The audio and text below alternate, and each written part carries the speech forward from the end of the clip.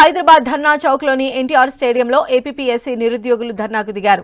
Andhra Pradesh public service commission నిర్వహిస్తున్న పరీక్షల విధానంలో లోపాలను మార్చాలని నిరుద్యోగులు అభ్యర్థించారు. ఏపీ గ్రూప్ 2 అభ్యర్థుల పరీక్షల రోస్టర్ విధానంలో ఉన్న లోపాలను సరిచేయాలని డిమాండ్ చేశారు. గత ప్రభుత్వం చేసిన లోపాలను మళ్లీ ఈ ప్రభుత్వం చేయొద్దని విజ్ఞప్తి చేశారు. గ్రూప్ 2 మెయిన్స్ లోని రోస్టర్ విధానంలో లోపాలను, తప్పులను సరిచేసి పరీక్షలు నిర్వహించాలని అభ్యర్థించారు. ప్రభుత్వం వెంటనే స్పందించి ఈ తప్పులపై కమిటీ వేయాలని డిమాండ్ చేశారు. ప్రభుత్వం నిరుద్యోగ అభ్యర్థుల జీవితాలతో చెలగాటం ఆడొద్దని విన్నవించుకున్నారు.